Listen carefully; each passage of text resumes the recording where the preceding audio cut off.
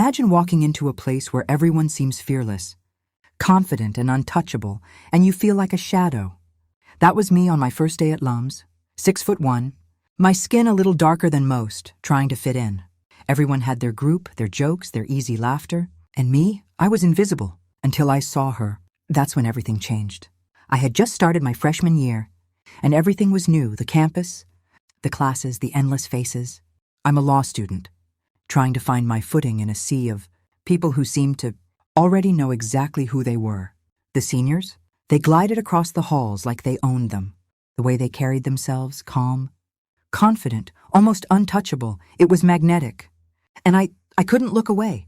There was something about older girls, specifically seniors, that I found irresistible. Not just their beauty, though, that caught my eye. It was the way they spoke, the way they laughed without worrying who was listening, the way they walked into a room and commanded it without saying a word. Every time I saw one, my chest would tighten, my heart would race. I wanted to talk, to connect, but fear held me back. The first week was overwhelming. Everyone had friends, inside jokes and routines I didn't understand. I walked around pretending I was part of it, but in reality, I was just trying not to embarrass myself. My roommate? Cool guy, easy to talk to, but he didn't understand my fixation. Just talk to them, he said casually. But it wasn't that simple. One afternoon, I was sitting in the student lounge, pretending to read a book, when I noticed a group of seniors gathered around a debate board.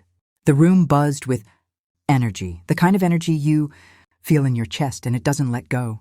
They were throwing arguments back and forth, laughing, teasing, effortlessly brilliant. And there she was, standing slightly apart from the group, explaining a point with a voice calm yet commanding. I froze. My stomach flipped. My eyes couldn't leave her. She looked over, caught me staring, and smiled. Not the fake, polite kind of smile, the real, warm kind. Hey, freshman, she said, her tone teasing but friendly. Been staring at us for 5 minutes. You got an opinion or just taking notes? My face went red. I stammered. Just listening. She raised an eyebrow, smiling wider. Listening is step 1. Step 2 is speaking. That tiny interaction haunted me for days. I kept replaying it in my head. Listening is step 1. Speaking is step 2. I realized I had been hiding behind silence my whole life, afraid of rejection, of judgment, of looking foolish. That day, I made a promise to myself. I'm going to step up, even if it scares me. The next morning, I walked into the library with a determination I didn't know I had. I chose a seat near the seniors, forcing eye contact with anyone who came close. My hands shook, my heart raced, but I smiled anyway. And slowly, almost magically, people started acknowledging me. Someone nodded.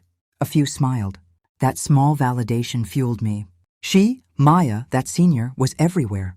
In debates, in the lounge, walking across the campus with effortless grace. I watched, I listened, I learned. Every time she laughed, every time she argued a point with quiet confidence, it drew me in further. I wanted to be brave around her, to stand beside her, to not just be a silent observer in her world. By the end of the week, I had started small conversations with other students too. I realized confidence doesn't appear magically. It's built in tiny steps. Each greeting, each shared laugh, each opinion voiced slowly became practice. And with every step, my fear shrank just a little. I didn't know it then, but that small choice, to speak even when my voice shook, was going to define my entire freshman year. Because sometimes, the first conversation you muster courage for is the one that finally introduces you to who you were meant to be. One evening, I stayed late in the library, pretending to study while really just watching her from across the room. She noticed me, smiled, walked over. You're always here, she said. You're serious about this, huh? I nodded, heart hammering. Yeah, I guess I want to learn from the best. She laughed, a sound that made the room feel smaller, warmer, electric. Good, keep that attitude. Confidence comes with experience, but attitude, that's everything. That night, walking back to my dorm, I realized something terrifying and exciting at the same time. I was drawn to her not just because she was older, not because she was a senior, but because she made me want to be better, to step up, to be brave. And maybe, just maybe, I could bridge the gap between admiration and connection. I thought college would teach me about law, but really it was teaching me about courage, about stepping out of the shadows. And the person who scared me the most? might be the one who shows me who I can really be. Have you ever been so drawn to someone that your heart races, your hands shake, and every word feels impossible to say? That was me every time Maya, the senior who had unknowingly captivated me, walked into a room. I was addicted to her presence and terrified of making the first move. The next few days were a whirlwind. Every class, every lounge visit, every library session became a chance to just see her. And each time my fear grew alongside my fascination. I knew I had to do something, say something, but the words never seemed to come. I started small. Smiles, nods, casual greetings. Each one felt like walking a tightrope. The tiniest misstep, the faintest awkwardness, and I would feel exposed. But she always responded, warmly, encouragingly, like she sensed. I wanted to step out of my shell but wasn't quite ready. One evening, after a late-night study session, I saw her sitting alone near the campus garden. Her hair caught the golden streetlight, her expression focused but soft. My heart told me to approach. My mind screamed to run, but I walked. "Hey, Maya," I said, my voice slightly trembling. She looked up, surprised, and then smiled. That smile, the same one from the lounge, melted some of my fear. "Hey, you're always around," she said, tilting her head. "Are you stalking the library, or just really committed to law?" I laughed nervously. "Committed. Mostly committed. We talked. Small talk at first. Classes, assignments, campus life. I found myself slowly opening up. I told her about my hometown, my family, my dreams. And she listened. Truly listened. Not the polite nodding you give someone out of obligation, but the kind of attention that makes you feel seen. And in that moment, I realized something. Courage doesn't mean you're not afraid. Courage means you step forward, even though you are. That single choice, to speak when my heart was screaming to run, was changing everything. Over the next week, our conversations grew. We talked about professors, favorite books, even silly campus rumors. I noticed her quirks, the way she twirled her pen when thinking, the quiet laugh she gave when she was genuinely amused. Each detail made her more real, more tangible, and yet even more intimidating. I wanted more than casual chats. I wanted her to see me, not just the freshman fumbling through life, but the person I could be. But old insecurities crept in. What if she thought I was too inexperienced? Too awkward? Too much? Then came the group project. By chance, we were paired together. Suddenly, the opportunity to spend time with her was real. Structured, unavoidable. My nerves were on fire, but I focused on being helpful, attentive, and reliable. Every meeting, every discussion, every shared laugh chipped away at my fear. One afternoon, we stayed late after the project session, gathering notes and organizing tasks. The campus was quiet, the sun dipping low, casting warm light across the quad. She looked at me, laughing at a joke I made, and for a brief second, her eyes locked with mine. Time froze, my chest ached, and I knew, if I didn't say something now, I might never get another chance. I really like working with you, I admitted, my voice low, almost trembling. Her laughter softened. She looked at me, studying my face. "You know," she said slowly, "I like that you're different from everyone else. You think, you care, you notice things." That compliment hit harder than I expected. My heart swelled, nerves melting into something like hope. For the first time, I felt like maybe, just maybe, she saw me, not the shy freshman, but me. That night, walking back to my dorm, I realized the hardest step wasn't getting her attention. It was stepping out of my own fear, daring to be seen. And in that daring, I discovered something powerful. Sometimes, the first move doesn't just change your world, it changes you. They say you never forget the first time someone makes you feel seen, truly seen. For me, that moment wasn't loud or dramatic. It was quiet, just her eyes meeting mine in that soft golden light, like she could read the pages of my soul I'd never dared to open. But the closer we grew, the more dangerous my heart became. After that evening, things shifted. It wasn't something we talked about, but it was there. The way she smiled when I entered a room, how her laughter softened when we were alone, how her voice lingered a second longer when she said my name. We started spending more time together outside the project. Coffee after class, walks around campus, short breaks between lectures that turned into long conversations about everything. Politics, music, the fear of not knowing what comes next. She had this way of talking about life, raw and unfiltered. She once said, "You know, people think confidence means you never doubt yourself. But real confidence? It's when you're terrified and still show up. That hit me hard, because that was her. Fearless, independent, magnetic. And me? I was still learning how to breathe when she smiled. I didn't realize it then, but I was falling, not just for her, but for the way she made me believe I could be more. Every laugh, every glance, every touch of her hand across the table was rewriting the way I saw myself. One evening, we stayed late in the campus cafe. The rain outside made the world feel quiet, private, like it was only ours. She sat across from me, chin resting on her hand, eyes glimmering with that same warmth that had drawn me in from the start. "You're different, you know that?" she said softly. "How so?" I asked. "You listen. Most people wait to talk. You actually listen. That's rare." That simple compliment burned through my chest like fire. I wanted to tell her everything, that she made my heart race, that she was the reason I looked forward to mornings. But the words caught in my throat. Instead, I said, "I like being around you. You make things lighter." Her smile deepened. For a second, neither of us looked away. The silence between us wasn't awkward. It was electric, the kind that says more than words ever could. But before I could say anything else, she stood up, grabbed her bag, and said, "Walk me home?" Outside, the rain had stopped. The air was cool, clean, and the sound of our footsteps echoed on the wet pavement. We didn't talk much. We didn't need to. Everything that mattered was already hanging in the space between us. When we reached her building, she turned to me and said, "Thanks for tonight." I smiled. "Anytime." She hesitated, then stepped closer. For a second, I thought she might hug me, or maybe I just wanted her to. But she stopped, looked at me and said, "You've got something, you know that? Don't hide it." And then she was gone. Her words were kind, but distant, like she was trying to comfort me without getting too close. That night, I found myself walking the same path where we'd shared so many late-night talks. The benches were empty, the wind cool against my skin. I remembered her laugh, her voice, her eyes, the way she made me believe I was enough. And now, I wasn't sure she ever really saw me that way. I sat there for hours watching students pass by, realizing something painful. Maybe I had built a version of her in my head. Someone perfect. Someone who saw me the way I wanted to be seen. Maybe that's what love does. It blinds you, gently, beautifully, until all you're left with is the echo of what you thought it was. I told myself it was okay, that feelings fade. But deep down, I knew mine weren't going anywhere. And as much as it hurt, I wasn't ready to give up. Not yet. Because sometimes the heart doesn't need a reason to keep holding on. It just does. They say silence keeps you safe. But truth? It burns inside you until you can't breathe.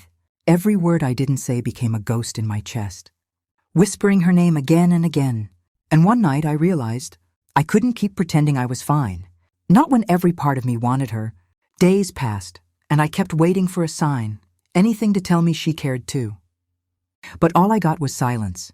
Every time I saw her on campus, smiling with her friends, it felt like watching sunlight from behind glass, so close but untouchable. Then one night, while walking back from the library, I stopped under a flickering streetlight and told myself, "Say it before it's too late." The next morning I texted her, "Can we talk? Just you and me." After a long pause, she replied, "Sure, coffee shop at 6. My heart wouldn't stop racing. I rehearsed what I'd say 100 times, but when I saw her sitting there, hair tied up, hoodie on, that calm, beautiful face, every word I practiced vanished. She looked up and smiled. "Hey, what's up?" I tried to smile back, but my throat felt dry. "I've been wanting to tell you something for a while," I said. She raised an eyebrow. "Sounds serious." I laughed nervously. "Yeah, maybe it is." Then I just looked at her. "You remember when we first met?" I said quietly. "You made everything feel easy. You believed in me when I didn't even believe in myself." She tilted her head, waiting. "I like you, Maya," I said finally. "I've liked you for a long time." The words hung between us like a breath no one could take. The noise of the cafe disappeared. Just her eyes, steady, searching. She didn't speak right away. Then she took a deep breath and whispered, "Wow, I didn't know you felt that way." Her tone was soft, kind, but I already knew. "I care about you," she said. "You're one of my closest friends. But I'm graduating soon, and I don't want to ruin what we have." I forced a smile. "Yeah, totally, I get it." But my voice cracked. She reached out, touched my hand gently.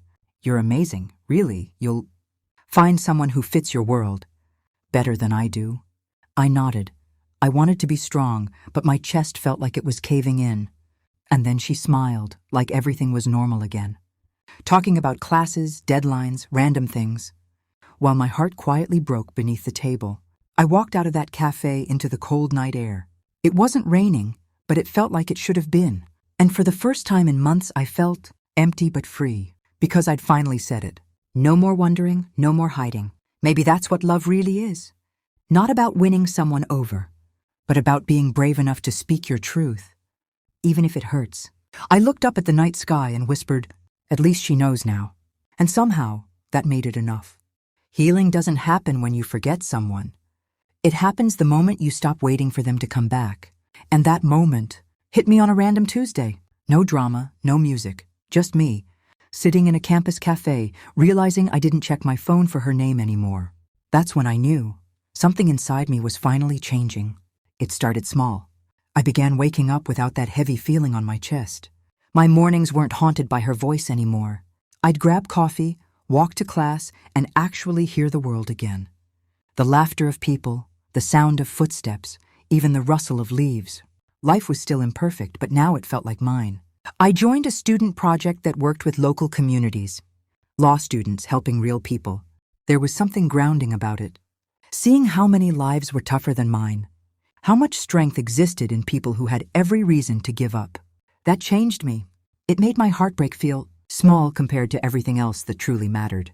One evening, while helping with legal aid forms, an old man smiled at me and said, "You remind me of my son. He's gone now, but he was kind like you." That line hit deep. It reminded me, kindness doesn't disappear when love ends. It grows. I went home that night and looked at myself in the mirror. The same face, same skin tone I once thought wasn't enough. But for the first time, I didn't see flaws. I saw someone trying, someone becoming. By the next semester, I was no longer that quiet freshman afraid to talk to anyone. I was still soft-spoken, still thoughtful, but stronger. I'd learned that maturity isn't about age. It's about how you handle pain. Sometimes I'd still see her around, laughing, living her life. And I'd smile too, genuinely. Not because I didn't care anymore, but because I finally understood. Some people enter your life to break your heart just enough, so it can open wider. I remember walking home one night, looking up at the campus lights reflecting off the trees, and feeling this quiet peace wash over me. I wasn't chasing anyone. I wasn't proving anything. I was just becoming who I was meant to be. And maybe, just maybe, the universe breaks us not to punish us, but to prepare us for something real. Funny thing about life, when you finally stop searching for love, it finds you in the most unexpected way. Not with fireworks, not with grand speeches, but with peace. And that's exactly how she walked into my life. It was during a student conference at LUMS. I was presenting a paper about social justice, nervous as hell. When I finished, I looked up, and there she was in the audience, clapping. Not the senior girl I once chased, but someone new, confident, calm, with eyes that didn't judge. They understood. Afterward, she came up and said, "You spoke like someone who really cares." Her name was Amara, a senior again, but this time I wasn't afraid. We started talking, slowly, naturally. She wasn't loud or showy, but she had that quiet kind of energy that makes everything around her feel steady. We'd grab coffee after class, talk about books, about the law, about life, about the small things that used to go unnoticed. She once told me, "You think too much about being enough. You already are." And in that moment, I realized, love isn't supposed to make you feel anxious. It's supposed to make you feel safe. Weeks turned into months. She never made me chase her, but she made me grow without even trying. One night, as we walked back from the library, she stopped and said, "You know, you remind me of who I was before I stopped believing in people." And that hit me, because maybe that's what real connection is. Two people helping each other remember who they are. Now, when I look back, I don't think about the heartbreak anymore. I think about the journey, the fear, the pain, the lessons, the growth. I used to be the guy who thought he'd never measure up. Now I'm the guy who knows you don't need to be like anyone else to be loved. Because sometimes the best love story isn't about finding the perfect person. It's about becoming one. To anyone out there who's ever felt invisible, to the kid sitting in the back of the class, wondering why no one notices your effort, to the person scrolling through your phone at 2 a.m., wishing someone would just say, I see you. This is for you. I know how it feels to believe you're not enough. To look at someone else, maybe your sister, your classmate, your crush, and think, they've got something I'll never have. But listen to me, you do have something. It's just still growing. It's still finding its voice. And that's okay. When they said I'd never be like my sister, they were right. Because I wasn't meant to be her. I was meant to be me. And maybe it took years of doubt, heartbreak, and being overlooked to understand that, but I did. And once you realize that your worth doesn't depend on comparison, your whole world starts to change. You stop chasing people who don't value you. You stop begging for love that comes with conditions. You stop shrinking yourself to make others comfortable. You begin to breathe differently. You walk taller. You speak softer, but your words start to carry power. And one day you wake up and realize you're no longer trying to prove anything. You're simply being. If you're listening to this right now, maybe this is your sign. Your sign to stop apologizing for being different. Your sign to stop trying to be the version of yourself that everyone else wants. Because the truth is, the world doesn't need another copy. It needs you, raw, real, imperfect, and brave enough to start again. I used to think love was about finding someone who completes you. Now I know. Love is about finding someone who reminds you that you were already complete. So, to anyone who's ever been told you'll never be like them, smile and say, I was never supposed to be. Because one day those same people will look at you, calm, confident, and finally at peace, and they'll realize you weren't chasing them. You were becoming you. And that, right there, is the kind of love story that never ends.